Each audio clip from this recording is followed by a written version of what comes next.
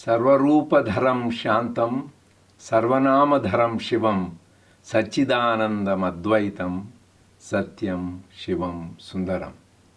With love, gratitude and reverence, I offer my prayerful pranams at the divine lotus feet of our dearest, sweetest, loving and omnipresent Lord, Bhagavan Sri Sathya Sai Baba, who is Sarvarupadharam Shantam, who is all forms and peace. Sarvanamadharam Shivam, who is all names and auspiciousness. Satchidanandam, knowledge, existence and bliss. Advaitam, non-dual, one without a second. Satyam Shivam Sundaram, truth, goodness and beauty. On this auspicious occasion of joyous celebration of the 95th year of the advent of our Lord and God, the Kali Yuga avatar, the Paripurna Prema avatar, Bhagavan Sri Sathya Sai Baba, my hearty welcome to all of you, loving Sairams to all of you. We are all blessed and fortunate to have received the grace, blessings and love of Swami and continue to receive that. Swami is a Prema Avatara, incarnation of love, whose love transcends the barriers of time, space, nationality, race and religion. How can we express gratitude to that Lord whose love and compassion is infinite? In Swami's own words, we can express gratitude by diving deep into his teachings and practicing them in our daily life. The theme we have chosen for this celebration is Happiness is Union with God. This is one of his seminal teachings. Swami wrote a letter on May 25th, 1947, in which he says, Akhila Manavulaku Anandamonagurchi Rachinchuchundute Dikshanaku. That means, my task is to confer bliss on all mankind. And you have just now heard in the prelude the 108 names of our Lord Bhagavan Sri Sathya Sai Baba, wherein it is mentioned Anandaya Namaha. That means he is the embodiment of bliss. And also we heard Anandadaya Namaha. He bestows bliss on all of us. Then what is this bliss? What is this Ananda? This is also referred as Brahmananda, also referred as Satchidananda, also referred as Atmananda and Nityananda. For us to understand, Swami made it very simple. The Ananda we enjoy at the body level, the body, mind and senses, is called Dehananda, which we enjoy whenever we come in contact with sense pleasures, like eating good food or listening to nice music, seeing good scenery or sights. So any of this will give us some joy. Those are all called one unit of Ananda, called Dehananda. Then next level is called Chittananda, at the higher level, mental and higher level. That is called Chittananda. It is 1 crore times that of Dehananda. 1 crore means 10 million times. And then next level comes Chidananda, the level of bliss at the Atmic level. That is another 1 crore times of Chittananda. You can imagine, we can't even comprehend how much is this Brahmananda. So how do you experience this Brahmananda? Swami says you can experience Brahmananda, as the very name implies, when you live in the consciousness of Brahman. Then how do you live in the consciousness of Brahman? What is Brahman? So the scriptures say, Sarvam Khalvidam Brahma. Everything is nothing but Brahman, pervaded. And Swami in his beautiful, sweet voice sings the song, and he sang in many discourses, starting with Chukkalanniyu Brahma, Chandrundu Brahma. I will summarize what he says. The stars, moon, sun, all the planets are Brahman. The 5 elements, earth, water, air, sky and fire is Brahman. And the plants, trees, forest and gardens are Brahman. The stones, hills, mountains are all Brahman. And the animals, starting from the insects like ants to the biggest animals like elephants, they're all Brahman. Swami says all human beings are Brahman. Mother and father are Brahman. So then finally he concludes beautifully saying that the one who is revealing this truth, this Sai, is Brahman. But Swami is not only Brahman in the Vedantic sense, but he is really Parabrahman. I want to share with you one of the beautiful anecdotes. When Swami Abhedananda, the disciple of the Advaitic master of recent times, Bhagavan Ramana Maharshi, he came to see Swami. As usual, Swami confers blessings on sincere spiritual seekers. So he had a wonderful time with Swami. After that, he went and shared his experience with the late Professor Kasturi. And he said, "Sir, for me to call Swami as an avatar is an understatement. Swami is Supreme Parabrahman who is source of all avatars. Nay, he is source of everything. So that is why we say Swami is one in all in one, all in all, and beyond all." That is the stage of Brahman. Then how do you really experience this consciousness of Brahman? How to live in the state of Brahman so that we experience Brahmananda, the everlasting bliss all the time? For that, Swami has shown us the sadhana we should do. He delineated this in his Sutra Vahini, which is a composition on Brahma Sutras. So in this, it is the qualification needed for Brahma Vidya to experience Brahmananda are 4. I will tell first in Sanskrit: Viveka, Vairagya, and Shat Sampatti, and Mumukshutva. What is this? I will briefly touch on each one. First, we should have Viveka. That means discrimination. The fundamental discrimination. What is real and what is unreal. And basically we should realize everything is unreal. World is illusory. Jagan Mithya. This whole world is illusory.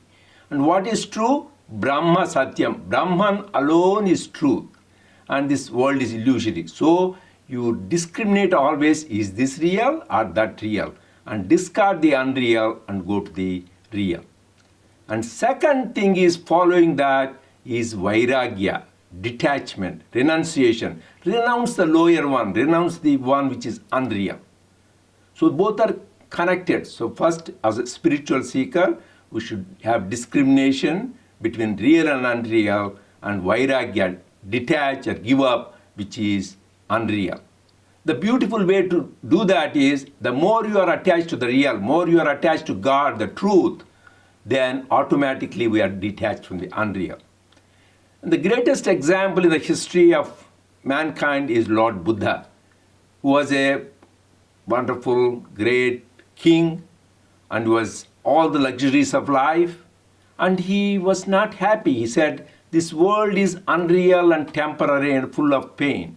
He realized that unreality of the nature of this world. So he renounced the kingdom and his beautiful family, the wife and the only son, in search of the truth. So finally he was tapped into the truth and he attained nirvana. But he taught this great truth, the 4 noble truths and the path, the eightfold path, to all humanity, so that millions of people over eons get benefited and continue to get benefited. The third is called Shat Sampatti, 6 virtues. What are those 6 virtues? First is Shama. That means control the mind, because mind is the one which is responsible for bondage and liberation. So we turn the mind towards God, it will give us joy and peace. If we turn toward the world, it gives us grief and bondage. So that is the mind is the key. And then comes the Dhamma, that is control of the body and senses, which is important for all spiritual seekers. That is why Swami simply says, bend the body. Bend the body means use the body in the service of others. And then mend the senses. That means control the senses. Very, very important. Sense control for all the spiritual seekers. That is why Swami says, use the eyes. See good, see no evil. Ears, hear good, hear no evil. And mouth, speak good, speak no evil. Hands, do good, do no evil. This is the way to God. So that is the Dhamma. And third is Uparati. Uparati means withdrawal from getting involved in the worldly objects. Because whenever we get involved too much in the world, our mind gets agitated, disturbed, and we cannot focus on God. That is why Uparati.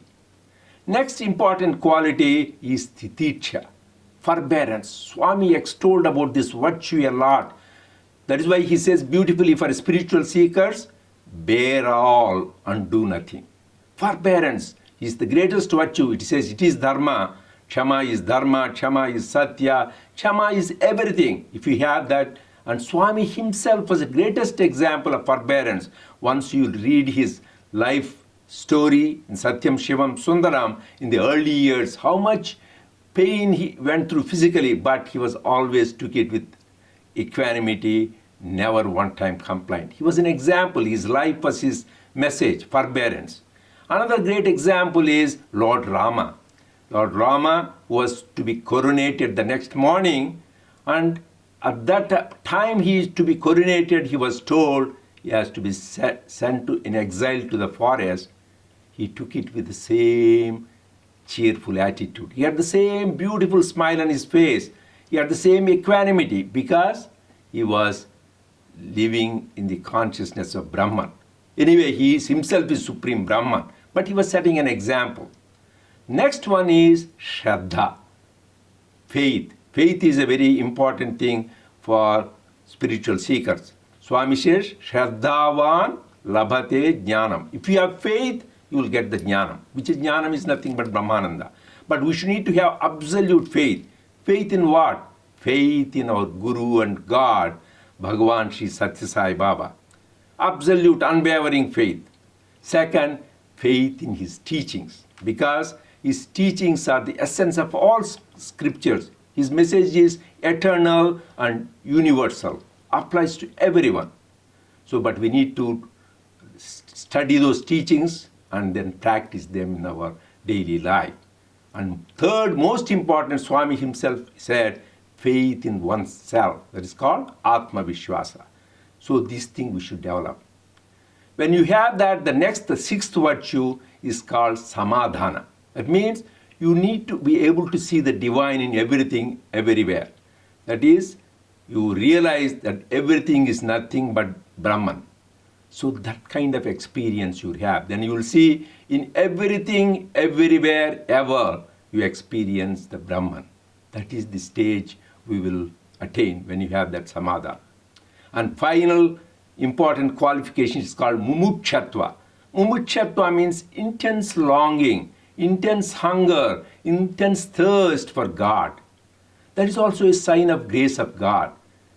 So we need to nurture that kind of longing. One time I asked Swami, how do you know I have this bhakti or devotion for you? Swami says, if you have intense longing, you have intense hunger, that means you have devotion. So the kind of longing one should have is the longing a miser has for wealth, combined with the love mother has for her only child, combined with the chaste wife has for her husband, and the drowning man, the longing he has was last breath of air. If you have combined longing of this, that very moment, Swami said, God will appear before you. That is why in his youth conference, Swami gave the assurance for all of us. You think about me intensely for 11 seconds. not 11 days, not 11 hours or 11 minutes, just 11 seconds. Intensely think about me. I will give my darshan wherever you are and anytime you have. So that is the assurance the Lord has given. So let us intensify this sadhana outlined by Swami. For the details, please refer to Sutra Vahini, which Swami in his infinite kindness, he himself wrote that as a series in Sanatana Saradi. That is how we will experience the Brahmananda. Now I would like to conclude with a prayer. Asatoma Sadgamaya, Tamasoma Jyotirgamaya, Mrityorma Amrutangamaya. Lord, lead me from the unreal to the real, from darkness to light and death to immortality. And I pray to Swami to shower his choices, blessings on all of us on this auspicious occasion. Jai Sai Ram.